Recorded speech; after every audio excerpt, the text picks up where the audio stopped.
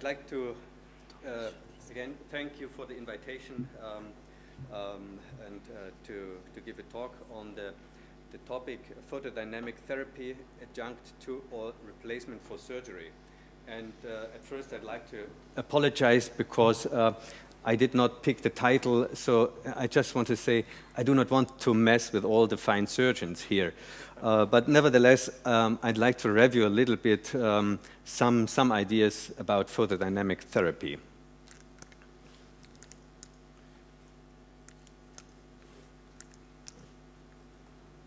So it doesn't work now. As we just learned, the data is very complicated, especially data regarding survival or median survival or 5-year survival. And I decided to make it a little bit easier to understand where we stand with the photodynamic therapy. And of course, I know that you know that the situation is very complex and the data is not easy to be presented. But nevertheless, I think it's easy to understand, and you probably all will agree that the more aggressive the therapy, the better the survival.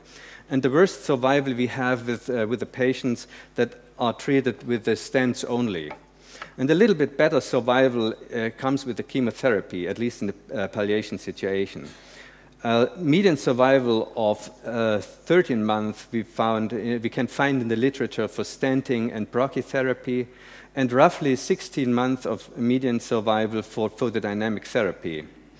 And now the better survival is for patients who can be treated with hemihepatectomy, trisegmentectomy, or transplantation. I also know that the 70% is not the best figure for this, and that this has been corrected. But the problem is that the aggressive therapies is available or appropriate for just maybe 20 to 30% of the patients, leaving 70%, 2/3 of the patient in the palliation situation. And if you now look at the picture, then there's one mean that looks very interesting to me, and this is the photodynamic therapy, at least in this presentation. So I think also in the palliative situation, we have to consider a stepward therapy and from local therapy, local ablative therapy, and towards local and after local progression, maybe radiation therapy, and after systemic progression, chemotherapy. This is my personal view. I think it's appropriate to start with the local therapy first and then expand to more systemic therapies. Now I want to review the photodynamic therapy and just mention the principle of the photodynamic therapy.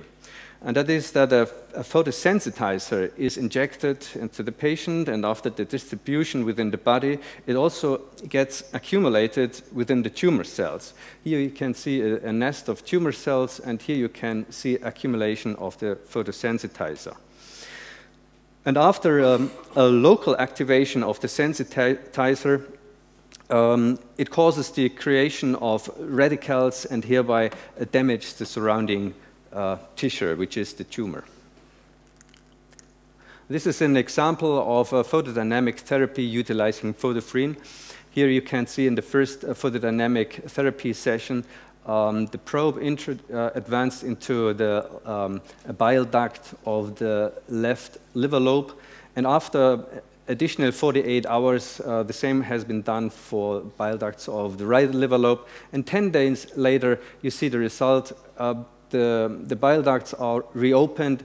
I mean, the picture is not nice, but it's definitively better than before. And in this early study, 23 patients have been treated. The mean number of sessions was 3, and the patients received up to 7 sessions of photodynamic therapy, which means this is a therapy that can be repeated if necessary. The response rate is 74% in this trial. And this is something I would like to keep you in mind. The response rate is 74%. The median time till progression is 5 months, 5.5 months in this study. Now this summarizes some trials, all are controlled trials. There's a randomized trial, a controlled trial, randomized control again, and one is, has also a resection group. And the median survival in this resection group was 22 months, and the mean survival, I made it again, try to be simple, is 16 months for the group of the patients treated with a photodynamic therapy. The range ranged from 12 months up to more than 20 months.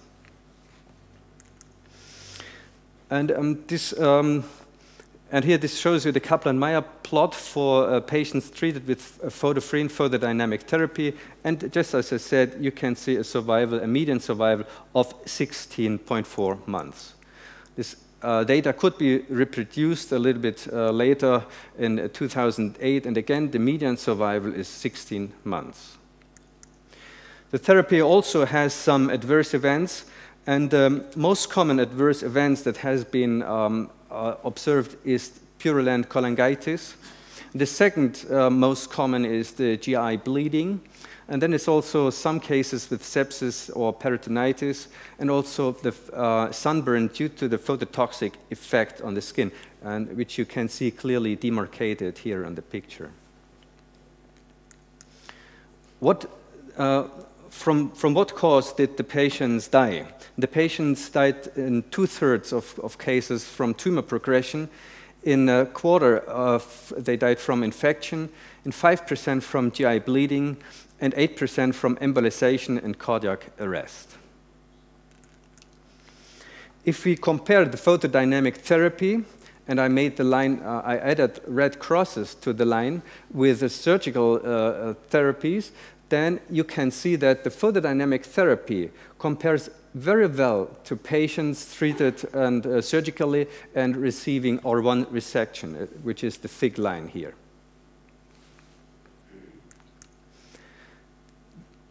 These data could be confirmed in 2011 by Matul. He analyzed 321 patients. The patients actually, I was hoping this could be something like a real-life picture, but it's actually not, because many of the patients included in this work have been participating in some other clinical trials. But nevertheless, there's 321 patients, and 28% of the patients had a resection with a curative intention. And another third of the patients had radiation or chemotherapy, 14% had a photodynamic therapy, and a third of the patients, almost a quarter of the patients, almost 40% of the patients had a therapy with stents alone.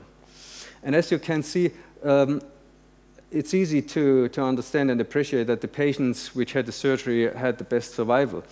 But what is not so what I expected is that the patients with the chemotherapy or the radiation therapy, which is shown in the green line, had just this type of survival, which is a median survival of 8 months. And in the middle, between both, we find the photodynamic therapy. So the median survival for the resected group is 19 months, for the chemotherapy group 8 months, and for the photodynamic therapy it's 12 months.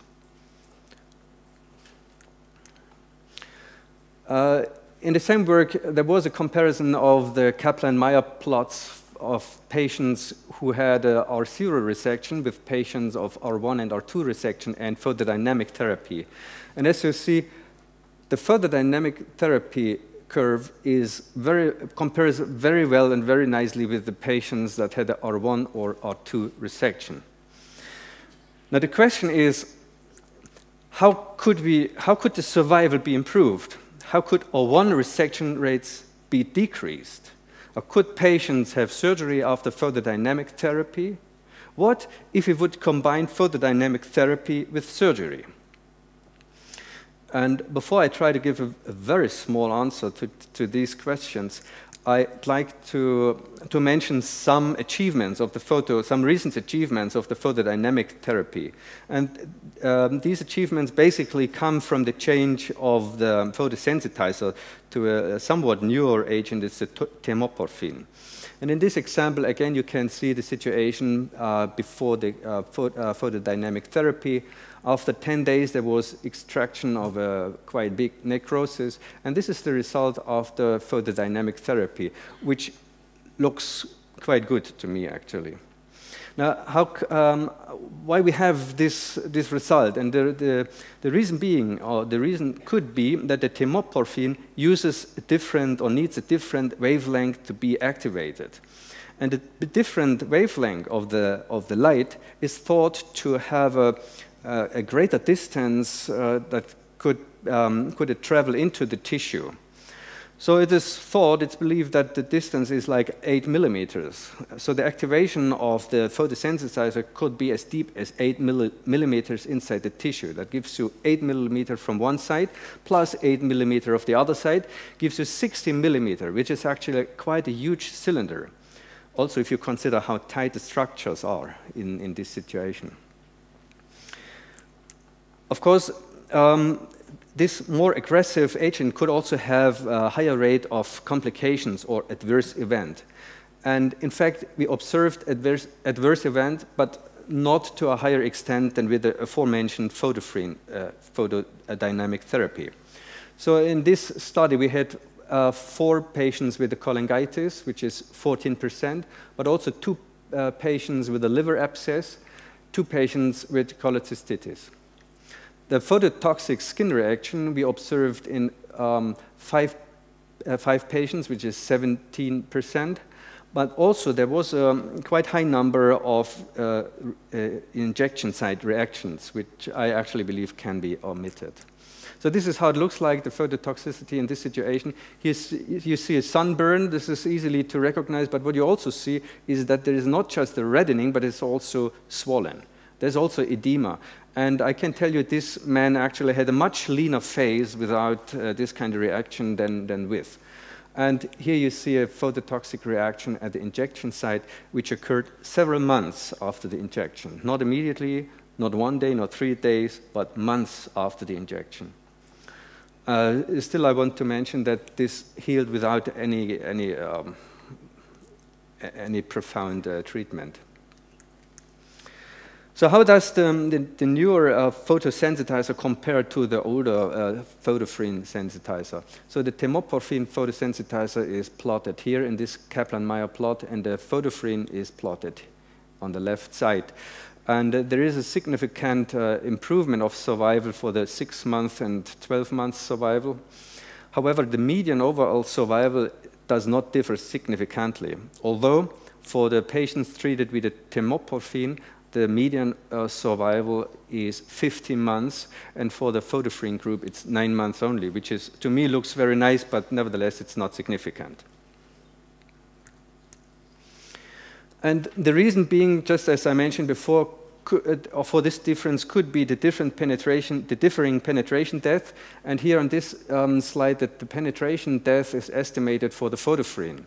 So the penetration depth is estimated after according to the distribution of the pigment. And here you see the distance is estimated, just as I said, 4.5 millimeter.